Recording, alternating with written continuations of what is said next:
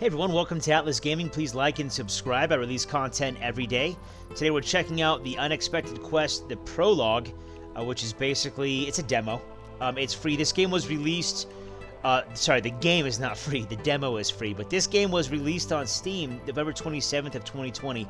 I was kind of checking it out, and let's start it. Well, actually, I played all the way through this Prologue. There are 3 chapters.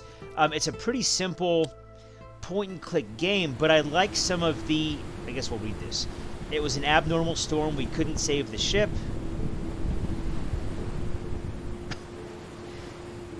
No, you know what? We're not going to read this. It takes too long. And so here we got a couple quests to start out with. So search for survivors. I'll just kind of go through this. Basically, it's telling us how to play a tutorial, you know. So we have these 2 gatherers. This tent is kind of like our makeshift town hall or tavern. You can see it right there in the description. But so we click on these things. Little blue check marks go above them. We have our resources up here. They accumulate. And then you can see right here to remove the debris. This is one of the unique aspects to this game for me. You remove the debris. I said debris. You move the debris, and it costs energy, right? It costs food. Because your citizens have to expend energy to use an axe, to use a shovel or whatever. So that was another cool thing to me. And then you gain some resources for it, which makes sense. And so you click on that, the little blue check mark comes up. And so there's a lot of this. And so you kind of, well, no, you absolutely unlock new areas to the game by clearing debris like that. So you can read this place is a little dark, it's scary, light a bonfire, so you can begin work here. Let's hope the fire draws the attention of our lost crew members. And so you just like kind of click on stuff. What luck! It's an abandoned mill. Restore it to start producing food. So you can see the cost of it is 160, which is perfect because we have 190. And then so there are 2 different types of build sites. There are these ones that are predetermined. You can only build one building there. You click on it, and your dude starts doing it. And then there's another one where it's a construction site, and you get to choose what kind of building there is. But we'll see that later on. And so you can see up here our resources are going up as we collect the food. And then so we'll go remove the debris, and you can see our main tasks. Find crew members. We have 2 out of 5. That's these 2 because we lit the bonfire, and now they're safe and comfortable, or you know, whatever a bonfire does for people. And then so up here, this treasure, you need a lockpick to unlock this. So we'll get that. And he'll bring it back to the tent. Now we have a lockpick. You can see it right here in the top center. And then so we can now open this treasure.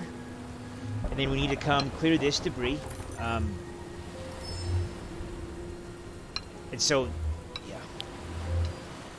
This is one of the aspects of the game I don't like is things like this are not automated. So yes, the mill is producing food automatically. The workers will not pick it up automatically. I wish you could assign like, hey, this one worker is just going to go grab the resources that are produced every time it is produced, and then that way, it just automates the process. So that's one thing I don't like about the game, but it's definitely not a game breaker. Okay, so you can hear that little chimey sound. Little question mark is shaking on the guy's head. That means our quest is complete here. And sure enough, find crew members, 5 out of 5. Meet the scout at the bridge. Are you sure you want to complete this chapter? Any items on the field that you have forgotten to pick up will be lost. Yep, because we're good. You don't carry things over from one chapter to the next unless you have them stored in your... I think it's your chest or your bag.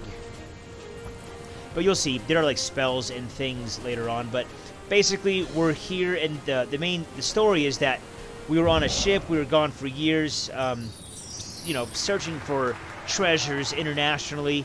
We were almost home, just about to like, you know, start heading inland to our land's shores, and then a magical storm came or something, washed us up somewhere else, and now we don't know what the heck's going on. And we're trying to like get our bearing, get our feet on the ground, and establish roots here in this new land. And then there are zombies here. There are different monsters, and that's the gist. But anyway, that's chapter 1 of the Unexpected Quest Prologue. And so you can see it's a pretty simple point and click game. We'll get into chapter 2 here. Pretty simple, point and click game. The first 2 chapters, you can't really pan the screen around. It's just everything that happens takes place on one screen. In the 3rd chapter, again, these are just quests. If you want to look at them, you can. Just pause it. But I'm not going to. I have, like I said, I've already done this, and I just kind of wanted to point this game out in case anybody was interested and didn't know about it. But so it's just kind of the same thing here. Just like this, I wouldn't call this an RTS, but just like any RTS where you do base building. And so we need to be clearing debris here. Looks like if we clear this one, we can probably get this food up here, right? Because we don't have a mill yet. We can't build one there. So we'll come here. And then we can also talk to this dude, Farmer Trevor. But pretty basic point-and-click game. Here's a quest. You can read the description if you want. I have already read it. Here's our reward down here, and we'll accept it, of course. Why wouldn't we? Grab this food if we can. Nope, he won't. He runs away because the zombie's there. So we'll come over here and grab this food. And so the way the controls work, you can just like click on every object around, and then little blue check marks will appear above the ones that you can collect. And they'll just kind of like accumulate, and then your workers eventually will get, say if you have 2 workers and you have like 12 check marks, they'll eventually get to all of it. But it doesn't seem like they will really prioritize based on what you need, so you'd have to do that yourself as the player. Here's a zombie. Here's a swordsman. Pretty sure these are a swordsman. We're going to click on the zombie. Oh, no. We're going to go over here and clear this debris so we can get out. Okay, and now I click on the zombie. This is one part of the game I wish that they would fix. So no matter how many military units you have, only one... See, if we have 100 swordsmen over here, only one will go over and attack a guy. Kind of weird to me. I'm not a fan of that. And then on top of that, if you have 100 swordsmen here and there's an archer here, none of your swordsmen can attack that archer. You have to have the appropriate unit to match, and you can only match 1 for 1. I'm a big fan of overwhelming force, and you cannot achieve that in this game. So kind of interesting. Click the potion icon to drink a small healing potion and restore the health of a soldier. I think it's 25%. Yeah, you can see at the bottom there. And here's our soldier. You'll see his health go up 25%.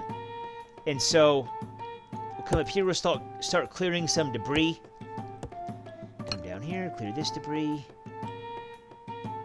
And then one cool thing I like is that the healing potions apply to all soldiers. Here goes our swordsman. The entrance to the barracks has been cleared. Here, you can hire swordsmen and other soldiers with golds. And look at that. Wouldn't you know it, we have just enough for a swordsman. So our swordsman went down there, or up there, and killed that zombie. And now we'll just continue going up here, clearing debris. And then we need to build a mill, so we'll have him do that. And so he cleared the debris. Go get that lockpick, please. Then after that, get the food, and then you can open the chest. And so there we go. You can see what I meant by the stacking of check marks. They'll just kind of go through and take care of everything.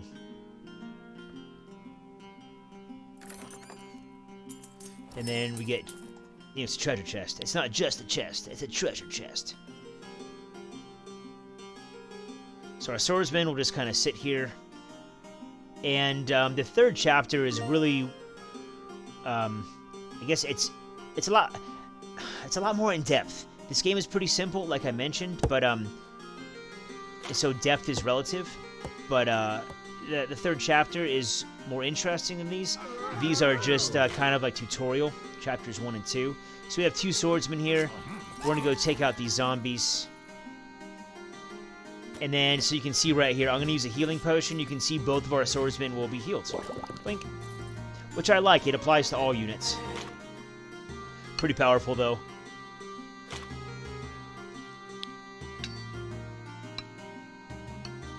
And so you can see, let's see, we don't have a chest here yet, do we? Oh, there's a dude. But you can see the healing totem and the strange helmet we will carry with us onto the next chapter. So yeah, I think we're done here. I don't trying to mouse over anything to see if I missed it. I don't think so. We'll click on this guy. Are you sure you want to complete this chapter? Yes, please. So he tells us to retreat. Anyway, that's it for this one. This is the Unexpected Quest Prologue. It's just a look at the game. There are some things about the game I wish that they would fix before I would buy it, but I just thought if someone was interested in this, it's pretty unique. And the gameplay is pretty simple and straightforward.